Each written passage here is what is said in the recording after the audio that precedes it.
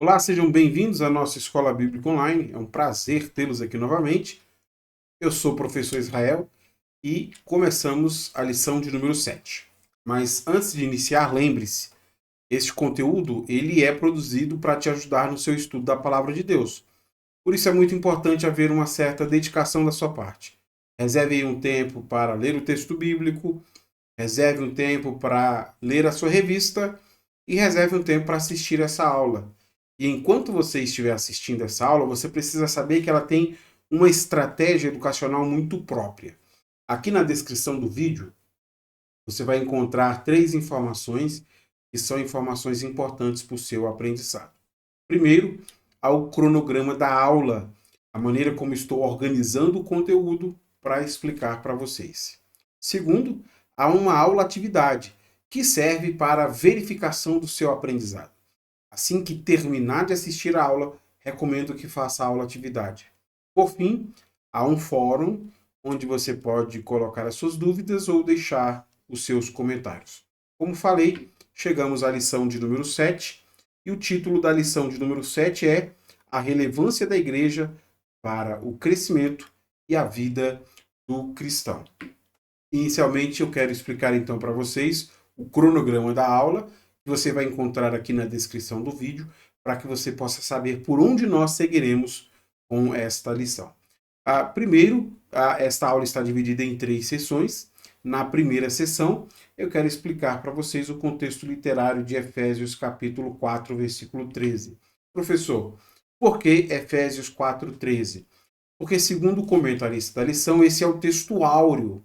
E texto áureo significa que é o texto mais importante. Então, na primeira sessão, eu quero explicar o contexto literário em que foram ditas as palavras de Efésios 4:13. Na segunda sessão desta aula, eu quero então explicar os versículos 11, 12 e 13. E por fim, na terceira sessão da aula, eu encerro fazendo algumas aplicações. Como falei para vocês, aqui na descrição do vídeo, você vai encontrar este cronograma. Se você estiver assistindo no celular, abaixo da tela vai aparecer a palavra mais. Clicando na palavra mais, vai aparecer a descrição do vídeo e você vai encontrar essas 3 informações de maneira que você possa usufruir o máximo deste conteúdo que está sendo produzido para te ajudar no seu estudo da Palavra de Deus. Começando então a primeira sessão, eu quero explicar para vocês o contexto literário de Efésios capítulo 4, versículo 13. Veja, quando nós chegamos no capítulo 4, Paulo passa a advertir aqueles irmãos sobre o modo de vida deles, a maneira como eles têm vivido. Aqueles irmãos que olharam Cristo como Salvador, foram batizados e arrependendo-se do seu modo de vida, estão agora obedecendo a Cristo, esses irmãos não devem voltar a andar da maneira como eles andavam antes de conhecerem a Jesus. E Paulo deixa isso muito claro no versículo 17 aqui do capítulo 4. Agora que esses irmãos são cristãos, o que se espera deles é que essas pessoas vivam de maneira digna essa fé cristã que eles receberam.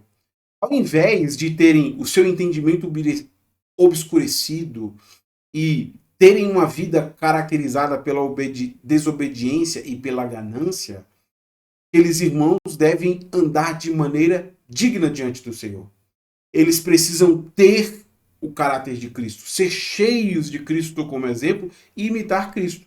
Veja como Paulo deixa isso muito claro, já no versículo introdutório, onde ele passa a dizer sobre isso. Capítulo 4, versículo 1. Portanto, como prisioneiro no Senhor, suplico-lhes que vivam de modo digno do chamado que receberam. Bom, essas palavras então iniciais que abrem esta sessão do capítulo 4, dá para perceber assim de maneira muito clara que o objetivo de Paulo aqui é explicar para aqueles irmãos como é que eles podem viver de modo digno do chamado que receberam. Esta será a preocupação de Paulo. Como é que essas pessoas vão viver de modo digno ao chamado que receberam. E para argumentar sobre isso, Paulo vai usar as seguintes explicações que eu organizei para vocês, a maneira como Paulo responde essa questão. Primeiro, versículo 1 a 6, Paulo vai exortá-los para manter a unidade da igreja. Segundo, versículo 17 a 16, Paulo fala que a comunidade cristã é o contexto para o crescimento e esta maturidade que eles devem alcançar. Terceiro, vivendo a nova identidade em Cristo na comunidade, então eles devem viver o novo modo de vida que eles alcançaram nesta salvação. E quarto e último, nós temos o versículo 25 até o capítulo 5, 2, vivendo a nova identidade na comunidade de crentes. Veja, na aula de hoje, eu quero explicar apenas o versículo 11 a 13, que faz parte desta segunda parte aqui, desse segundo argumento de Paulo, a comunidade cristã como contexto para o crescimento até a maturidade. Versículo 7 a 16, eu quero explicar versículo 11 a 13. Então, Paulo vai falar que eles vão alcançar a maturidade, e essa maturidade vai propiciar que eles alcancem este modo digno diante do Senhor. Isso será possível pela vida em comunidade. Vivendo em comunidade, dentro da comunidade, será possível que eles alcancem essa maturidade e vivam de maneira digna. Qual é a ideia que Paulo vai, então, desenvolver sobre esta vida comunitária e como ela é importante para o desenvolvimento da maturidade deles, para eles alcançarem essa vida digna? Veja comigo esta citação, porque ela é muito clara e, depois da leitura, eu queria lhe fazer duas perguntas sobre o que está sendo dito. Leia comigo. A comunidade cristã é essencial para o crescimento até a maturidade, porque Cristo dotou soberanamente cada indivíduo com habilidades especiais para ministrar a todos os outros membros. É responsabilidade dos líderes divinamente dotados equipar os membros para uma vida de serviço mútuo. O objetivo do ministério é ajudar todos os crentes a crescerem no conhecimento de Cristo e das doutrinas centrais da fé, amadurecerem para uma maior semelhança com Cristo e a manifestarem o amor uns pelos outros na vida, na vida da comunidade. Como eu falei, o objetivo de Paulo nessa sessão é explicar como é que esses irmãos poderão viver de maneira digna do chamado que receberam. E aqui fica claro para a gente, nesta ideia central que o autor está desenvolvendo aqui, que eles vão conseguir viver assim à medida que eles amadurecerem na fé. Como é que um cristão pode amadurecer na fé? Lendo a citação, nós descobrimos, por meio do serviço ministerial. Quando eu digo serviço ministerial, eu estou me referindo àquelas pessoas que foram dotadas pelo Senhor para atuarem como líderes na igreja. Então, há na igreja, há na comunidade de fé, pessoas que foram dotadas pelo Senhor, e essas pessoas que foram dotadas pelo Senhor vão trabalhar de maneira que o trabalho delas será exatamente a maturidade desses irmãos. E esta maturidade resulta neste viver digno diante do Senhor. Foi por este motivo que Jesus dotou pessoas para atuarem no ministério. Porque o trabalho dessas pessoas resulta neste aperfeiçoamento. Segunda pergunta importante nesse texto que eu li. Em qual aspecto os líderes devem ajudar os cristãos a crescer? Nós veremos isso de maneira mais clara no versículo 13, mas lá no versículo 13, Paulo vai apontar 3 aspectos que o cristão deve amadurecer. Primeiro, ele deve amadurecer no seu conhecimento de Cristo. Segundo, eles vão amadurecer na unidade da fé. Terceiro, eles vão amadurecer na sua maturidade. Então nós temos conhecimento, unidade e maturidade. Isso vai fazer com que eles vivam de maneira digna. É isso que eu desejo explicar para vocês na segunda sessão dessa aula, onde eu vou explicar os versículos 11 até o versículo de número 13. começando então a terceira sessão, eu quero explicar para vocês Efésios capítulo 11, capítulo 4, versículo 11 até o versículo de número 13. E para fazer essa explicação, inicialmente, eu quero então começar com o versículo 11. Veja comigo. Ele designou alguns para apóstolos, outros para profetas, outros para evangelistas, outros para pastores e mestres. Veja, Paulo começa deixando claro que essas pessoas que trabalham para o aperfeiçoamento cristão não foram eleitas pela igreja para aquele trabalho. Porque nós temos pessoas que foram eleitas, como aconteceu com os diáconos. Essas pessoas que foram designadas também não foram promovidas para servirem em alguma função superior. Do tipo, eles começaram como adjunto, passaram para auxiliar e se tornaram pastores. Não. Paulo deixa muito claro que foi Jesus mesmo quem escolheu essas pessoas, foi Jesus mesmo quem capacitou essas pessoas, e é Jesus mesmo quem está dando a essas pessoas um trabalho para o ministério. Quando Paulo diz que Jesus os designou, Paulo aponta 5 tipos diferentes de liderança que vão existir na igreja, que são exemplos de pessoas que Jesus separa para este trabalho. Primeiro nós temos os apóstolos, segundo os profetas, terceiro os evangelistas, quarto pastores e quinto os mestres. Bom, nós gastaríamos bastante tempo explicando cada um desses trabalhos, eu acho que não é o objetivo da aula, e também há uma discussão se pastores e mestres são uma coisa só. Mas eu vou colocar os 5 para a gente não se prolongar muito nessa discussão, mas veja que a intenção de Paulo aqui é deixar muito claro que Jesus designa apóstolos, profetas, evangelistas, pastores e mestres com um objetivo muito específico. Qual é o motivo pelo qual Jesus designou essas pessoas? Versículo 12. Eles são responsáveis por preparar o povo santo para realizar a sua obra e edificar o corpo de Cristo. Veja, quando Jesus designou e capacitou essas pessoas para atuarem como líderes na igreja, o objetivo era muito específico. Jesus designou porque o trabalho dessas pessoas era uma forma de investir no desenvolvimento e na preparação dos demais cristãos. Jesus está dando para essas pessoas que ele designou a responsabilidade de cumprirem este objetivo. E veja que interessante. Jesus designou algumas pessoas, capacitou algumas pessoas e está dando a essas pessoas aquilo que Jesus fez por elas. Se Jesus as designou, se Jesus as preparou, agora é hora delas irem preparar outras.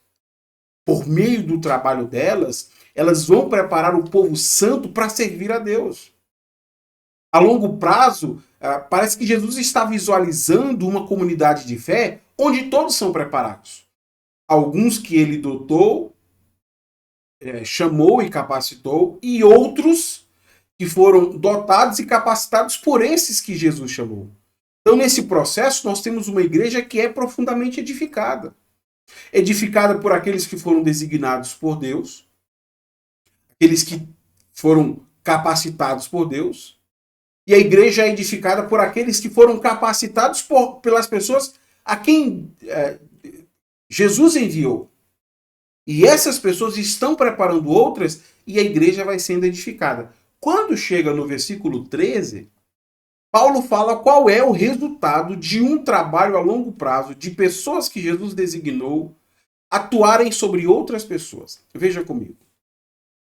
Até que todos alcancemos a unidade que a fé e o conhecimento do Filho de Deus produzem e amadureçamos, chegando à completa medida da estatura de Cristo. Você lembra que no começo da aula eu falei que o objetivo de Paulo é falar sobre como eles têm que viver de forma digna diante do Senhor? E que agora Paulo está mostrando como eles vão na comunidade de fé amadurecerem de maneira que possam viver de forma digna diante do Senhor? Pois bem, a resposta então chega para a gente assim de maneira muito clara.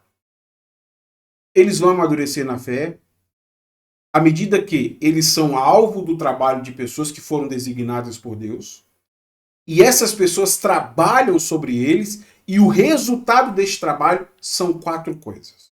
Desculpa, são três coisas. Primeiro, o resultado é que nós vamos alcançar a unidade. Segundo, o resultado é que há um crescimento no conhecimento. Terceiro, o resultado é que a gente alcança o amadurecimento. Por que isso aqui é importante?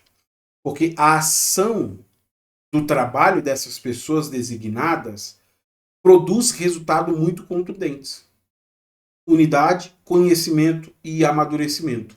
E isso possibilita que cristãos possam então viver de maneira digna ao chamado que elas receberam.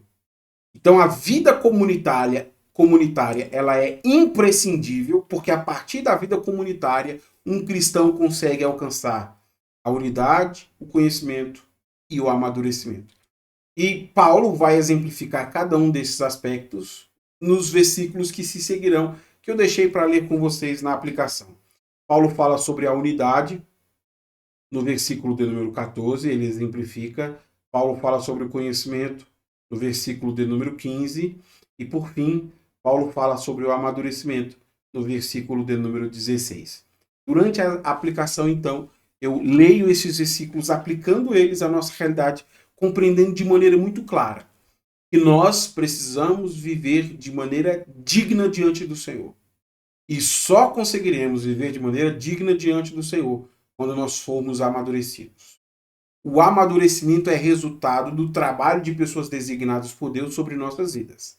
Este trabalho faz surgir em nós três aspectos importantes. Primeiro, unidade. Segundo, conhecimento. Terceiro, o amadurecimento. Começando a terceira sessão desta aula, eu quero aplicar então a explicação que eu fiz a vocês do versículo 11, 12 e 13 de Efésios capítulo 3. Eu começo então com a primeira aplicação.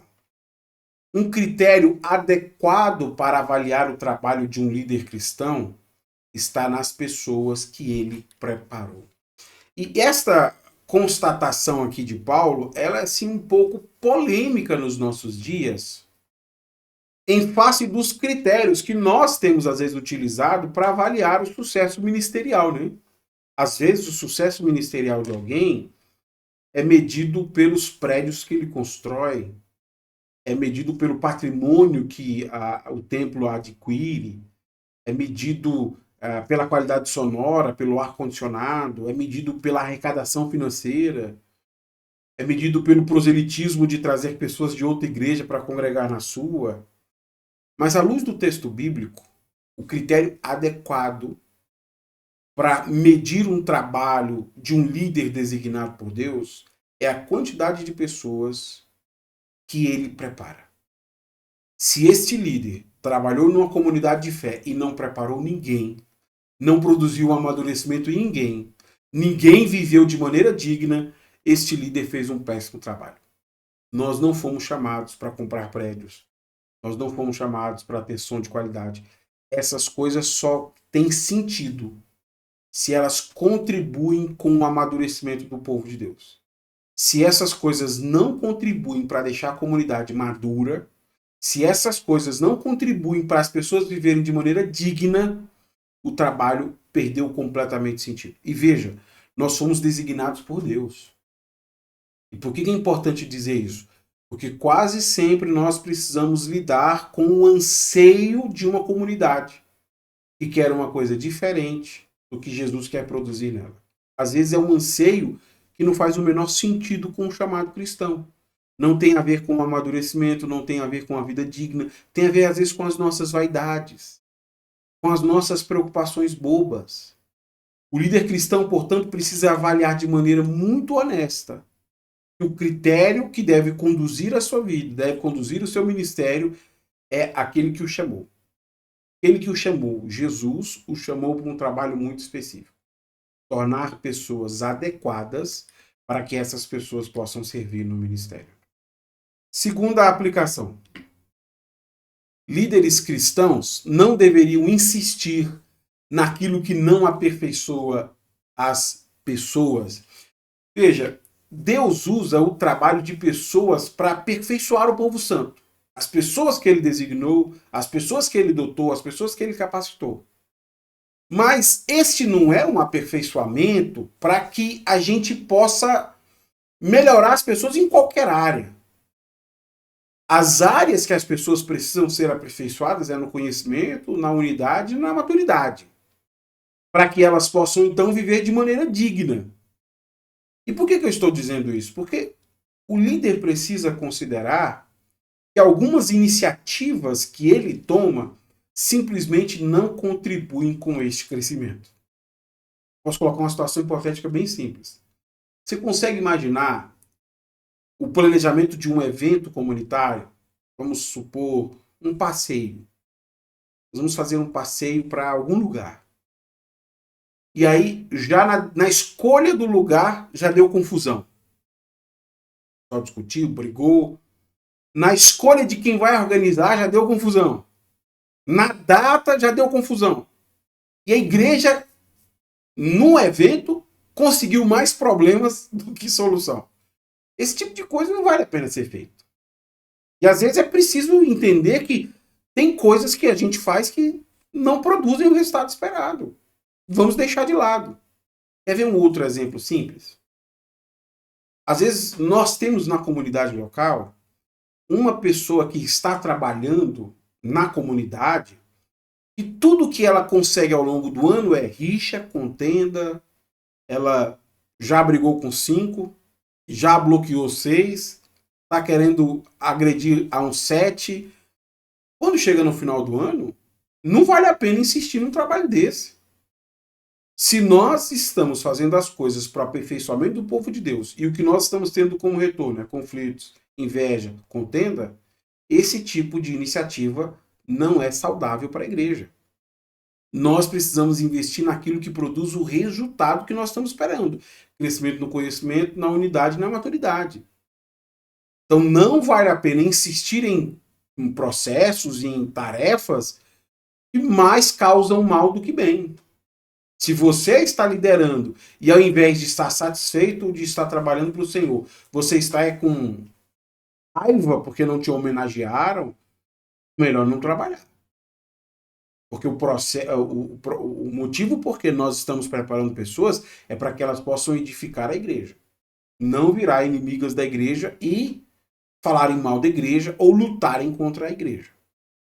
Então, é muito importante avaliar se o que nós estamos fazendo, de fato, está contribuindo ou não. Se não está contribuindo, deixe de lado.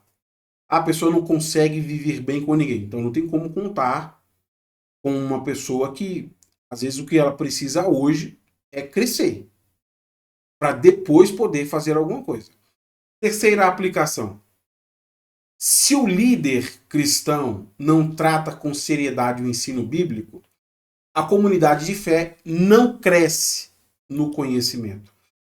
O primeiro resultado produzido por pessoas que foram designadas por Jesus é que há uma comunidade que cresce no conhecimento sobre Jesus. Nós somos chamados para trabalhar em pessoas e essas pessoas precisam ter um conhecimento de Cristo e das doutrinas centrais da fé de maneira muito clara. Sabendo disso, não dá para terceirizar o ensino bíblico. Não dá para deixar o ensino bíblico como uma coisa que dá para fazer de qualquer jeito. E aqui eu reconheço que há uma certa pressão em muitos pastores, em muitas comunidades de fé, para que o ensino bíblico siga assim de maneira bem solta, né? Às vezes as pessoas pressionam a igreja. Não, tem que deixar fulano falar. Mesmo que fulano não tenha condições de falar. Mesmo que fulano não tenha estudado honestamente a Bíblia. Mesmo que fulano não tenha treinamento adequado, tem que deixar falar. E aí nós vamos deixando a pessoa falar e o resultado do descaso com o ensino é muito nítido. Versículo 14. Então, não seremos mais imaturos como crianças, nem levados de um lado para o outro, empurrados por qualquer vento de novos ensinamentos. E também não seremos influenciados quando nos tentarem enganar com mentiras astutas. Se ficou claro para você? Se nós não dermos prioridade ao ensino bíblico, a comunidade de fé vai ser o versículo 14. Um monte de criança imatura, que é levado de um lado para o outro. Qualquer vento que passa, ele vai. Uma pessoa que é influenciada por qualquer tipo de mentira astuta. Basta um pouco de filosofia exegética, ele acredita e quer sair da igreja, Isso é problemático. Por isso que não tem como terceirizar o ensino. E eu entendo que comunidades de fé deveriam lidar melhor com essas pressões. E protestar dizendo, olha, não vamos aceitar que levem o ensino desta maneira. Ah, mas nós queremos pregar. Então se aperfeiçoe nisso. Vai estudar. Vai se preparar de maneira adequada. Porque se nós não ensinarmos a Bíblia corretamente, é um monte de criança. A igreja é um lugar de gente imatura que passou o vento, ela sai. É enganado por qualquer um. Aí uma hora uma visão judaica que está querendo levar o irmão, outra hora é uma visão maçom que quer levar o irmão. Toda hora tem alguma coisa querendo levar e uma hora ele é maçom, uma hora ele é judeu, outra hora ele... Você percebe? Ele não consegue se firmar. E por que não consegue se firmar? Porque ele é muito facilmente enganado por qualquer coisa leviana. Isso é terrível, gente. É terrível a maneira como nós destratamos o ensino bíblico e nos deixamos enganar por qualquer pessoa que, usando a Bíblia, tenta nos convencer das coisas mais absurdas. Deixa eu te dar um exemplo bem prático. Se uma pessoa chegar e disser assim, olha, eu estava na minha casa dormindo e tive uma visão. E nessa visão me revelaram que ninguém deve chamar filho senão pelo nome. Às vezes o pai chama o filho de meu bem, papaizinho, mamãezinha, meu príncipe. É uma ação diabólica. Quando você faz isso, você está tirando a identidade do seu filho. E aí empurra isso assim, goela abaixo. Sabe o que mais me assusta? É que no outro dia vai ter gente reproduzindo isso. Imaturidade completa. Irmão, segura. Se o que você está dizendo não tem conexão com o que a Bíblia diz, isso aí pra gente não tem relevância nenhuma. O padrão que nós conduzimos a nossa fé é a Bíblia Sagrada e não as revelações particulares que você tem. E aí nós nos tornamos como pessoas que são enganadas.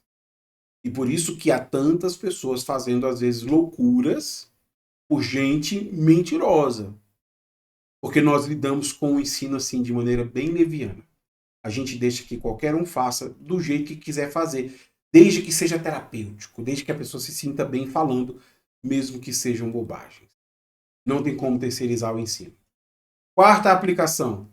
O trabalho de um líder cristão deve ajudar a aumentar a unidade da igreja. Veja, primeiro, o trabalho vai ajudar a aumentar o conhecimento sobre Jesus.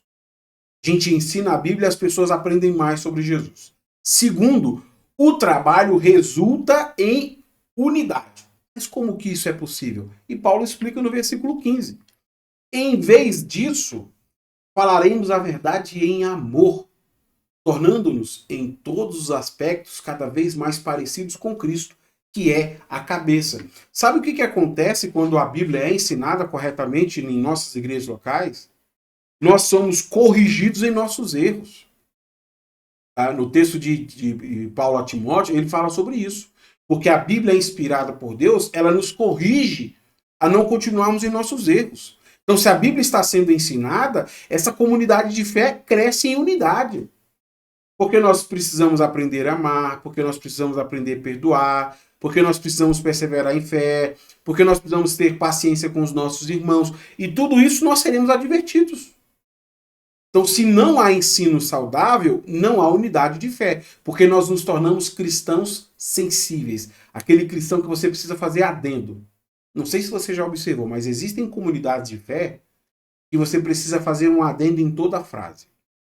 Por exemplo, o irmão vai lá contar um testemunho. Eu queria testemunhar porque, graças a Deus, passamos pela a Covid e eu não peguei Covid e a nossa família não morreu ninguém. Alguém vai ficar ofendido. Ah, ele está falando aquilo como indireta para dizer que eu não oro. Então, comunidades como essa são comunidades assim, cheias de três dedos que, se você não cuidar com muito atenção, quebra. Qualquer pessoa se ofende por simplesmente qualquer coisa. Por isso que não podemos ser negligentes no ensino. Porque enquanto o ensino bíblico está sendo feito, a gente vai sendo corrigidos em amor, abandonar as nossas compreensões equivocadas e obedecermos à palavra do Senhor. Se não há ensino bíblico, não há unidade na igreja. Porque nós nos tornamos pessoas que não conseguem viver em comunidade. Toda hora a gente quer rachar a igreja, toda hora a gente quer sair da igreja, toda hora a gente está ofendido com alguém, não quer perdoar ninguém. A maturidade que se espera de você é que amanhã você sente para comer com a pessoa que lhe ofendeu hoje. A maturidade que se espera de você é que você ore por aqueles que lhe perseguem e lhe odeiam. Essa é a maturidade cristã. E isso só será possível por meio do trabalho ministerial que prepara você para alcançar esta maturidade. Quinta aplicação. O resultado que se espera de um líder cristão é que as pessoas alcancem maturidade, não uma eterna dependência. Veja, o terceiro resultado produzido por pessoas que foram designadas por Jesus é a maturidade. O cristão não pode ser uma pessoa sempre frágil e fraca. Isso aqui é um problema muito sério, porque eu não sei se você já reparou, mas parece que às vezes o cristão sempre é alguém muito fraco. Precisa sempre de uma palavra de ânimo, precisa sempre de um consolo. Ó, você vai vencer, tem que ouvir todos os dias, você vai vencer. Ele não consegue sair daquela. Parece que assim, ele é um cristão que está na berlinda todos os dias. Se ele não ouvir uma palavra de ânimo hoje, nossa, ele nem consegue viver. E aí nós tornamos as pessoas reféns das nossas programações, porque se não tiver programação, ele não ora, não busca a Deus, não se fortalece na fé, é uma pessoa dependente. Enquanto nós deveríamos estar produzindo nessa pessoa autonomia. Veja como Paulo fala isso no versículo 16. Paulo diz: ele fez que todo o corpo se encaixe perfeitamente e cada parte, ao cumprir sua função específica, ajude as demais a crescer, para que todo o corpo se desenvolva e seja saudável em amor. Isso é imprescindível numa comunidade local. Pessoas que amadureçam. No versículo anterior ele falou sobre pessoas que são como crianças. Não é possível que depois de 10 anos como cristão você ainda seja uma criança. Se ofenda facilmente com qualquer pessoa, se deixe levar por qualquer vento de doutrina. Não é possível que você, depois de 10 anos como cristão, não tenha melhorado. E isso só é possível na vida comunitária por meio do trabalho de pessoas designadas por Deus. Daí a importância de nós valorizarmos as pessoas designadas por Deus. Às vezes nós estamos abrindo mão do que é importante por aquilo que a gente gosta. Ah, não, professor, eu prefiro pessoas da internet que falam, que contestam, que debatem, que criticam. Tudo bem, é uma preferência sua. Mas quem vai causar amadurecimento em você são aqueles que foram designados. Enquanto eles ensinam as escrituras na comunidade local, enquanto você vê o testemunho deles na comunidade local, você vai sendo aperfeiçoado. Porque você é confrontado. Porque você vive em comunidade. E isso produz em você uma maturidade que é necessária. Então perceba que nós precisamos desta ajuda para melhorar. E isso é importante. Se você fosse fazer uma avaliação hoje, como você está? Você é um cristão que se ofende fácil? Você se deixa levar por qualquer tipo de engano? Você é uma pessoa que a todo momento passa ideias assim tolas pela sua cabeça? Você tem crescido ou você é uma criança? Bom, talvez isso seja importante de ser avaliado. O problema era um problema da igreja de Éfeso e é um problema das nossas igrejas. cristãos precisam alcançar autonomia na fé, conseguirem viver como pessoas dignas, homens e mulheres de Deus, dignamente diante do Senhor. Não dá para viver sempre como uma criança. Sexta aplicação. As igrejas precisam ter cuidado com pessoas que estão procurando serviço, mas não estão dispostas a servir. E por que eu estou dizendo que igrejas precisam ter cuidado? Porque o modelo que Paulo apresentou para a gente em Efésios é um modelo de serviço mútuo. Deus designa uma pessoa que vai trabalhar em outra pessoa. Esta pessoa, que para quem eu estou trabalhando, vai se tornar adequada e ela vai trabalhar em outra. Ou seja, é um trabalhando em outro e aperfeiçoando o corpo de Cristo sempre. É um ciclo onde o corpo está sempre sendo aperfeiçoado. Jesus não designou profissionais para que nós nos tornássemos consumidores eternos dele. Então, eu vou sempre precisar dessa pessoa e nunca vou estar pronto a servir ninguém. Às vezes, chega na comunidade de fé pessoas que são consumidores de programação. Eles não querem trabalhar e produzir frutos. E às vezes parece que a gente está olhando esse público. Você já reparou como é que a gente está fazendo os nossos anúncios na internet? Às vezes nós estamos chamando essas pessoas que estão procurando um trabalho. Olha, se vocês querem alguém trabalhando para vocês, vem. A gente tem pessoas trabalhando para sua criança, nós temos pessoas trabalhando para os seus adolescentes, pessoas trabalhando para os seus jovens, pessoas trabalhando para o seu casamento. E aqui na igreja todo mundo trabalha para você. O problema é que isso não é cristianismo. No cristianismo você precisa alcançar essa maturidade de fé. Em algum momento, depois de ter alcançado a maturidade, vai chegar a hora de você trabalhar por alguém para ajudar aquela pessoa a alcançar essa maturidade. E aí nós estamos criando pessoas que se tornam eternos dependentes, eternos consumidores de trabalho religioso. Ah, essa igreja eu não vou ficar porque não tem trabalho para os meus filhos, não tem trabalho para os meus adolescentes, e aí eu vou procurar em outra igreja. Aqui tem trabalho para o meu filho. Quando se torna jovem, vou procurar uma que tenha para o meu jovem. E a gente fica saltando de igreja em igreja procurando serviço. Agora eu vou procurar a igreja que me ofereça evento para casais. E a gente está sempre assim, procurando alguém para nos servir. Igrejas precisam ter cuidado, porque essa tentação faz com que a gente arraste muitas pessoas, mas essas pessoas, o dia que a gente deixa de oferecer o serviço, elas vão embora. Elas não estão ali porque elas querem amadurecer na fé. Elas estão ali porque elas querem consumir serviço religioso. E prova disso é que um sem número de pais, mães, só levam seus filhos e não participam. Ah, tem evento das crianças sexta-feira. Leva a criança e vai embora. Tem evento do jovem. Leva o jovem e vai embora. Não. Tá aí, eu trouxe meu filho, vocês que lutem para educá-lo na fé. Eu vou aproveitar e vou sair para fazer alguma coisa que eu queria fazer. Isso é um problema muito sério e nós precisamos ter cuidado. Sétima e última aplicação. Nenhum cristão nasce naturalmente pronto para servir no ministério. Esta conclusão ela é importante porque primeiro nós vimos que algumas pessoas foram chamadas por Jesus, capacitadas por Jesus para trabalharem no ministério. Essas pessoas que foram chamadas por Jesus vão trabalhar em outras pessoas, deixando outras pessoas adequadas. E quando elas estiverem adequadas, elas vão trabalhar para edificar a igreja. Então é um processo em que eu trabalho em alguém trabalha em alguém, e nós vamos tendo uma igreja que trabalha mutuamente para ser edificada. Fica evidente neste momento que ninguém nasce pronto. Ninguém nasce tendo todas as condições de trabalho. E esse é um problema que a gente precisa tratar com honestidade.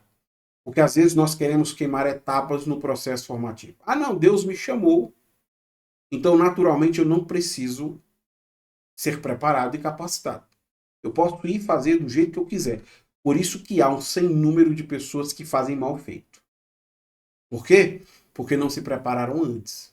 A preparação é imprescindível para o serviço ministerial. É imprescindível por quem foi chamado. É imprescindível por quem está sendo preparado. Se nós queimarmos esta etapa, nós vamos ter pessoas incapazes, que não sabem como é que elas vão atuar preparando outras pessoas. Por isso, Se Jesus te chamou, prepare-se. Prepare-se porque um dia você vai ter que trabalhar para preparar outras pessoas. E é prepará-las para deixá-la com o conhecimento de Cristo melhor. Como você vai falar de Cristo se você não conhece? A unidade da igreja vai melhorar porque você vai em amor advertir a comunidade a ouvir a palavra de Deus. E essas pessoas vão alcançar a maturidade porque elas vão cada vez mais obedecendo a palavra e se tornando como Jesus. Se você não se prepara, você leva o seu pensamento, a sua maneira de fazer as coisas e no final que você tem uma comunidade que se parece com você, não com Jesus. Por isso que a preparação é imprescindível. Nenhum de nós nasce pronto. Todos nós precisamos ser preparados para servir no ministério. Ainda mais, considerando aquilo que fazemos. Nós trabalhamos no povo santo, o povo santo de Deus. A comunidade santa que pertence a Jesus. Nós estamos fazendo na comunidade aquilo que Jesus fez por nós. Jesus nos capacitou, nos preparou e nós trabalhamos na comunidade fazendo aquilo que Jesus fez em nossas vidas. Ensinando as escrituras para preparar e capacitar outras pessoas. Dada a importância do que nós fazemos. É imprescindível a preparação e a capacitação. Eu espero que este conteúdo tenha sido edificante à sua fé. Se Deus nos permitir, semana que vem nos encontramos aqui para a nossa próxima Escola Bíblica Online. Até lá, então.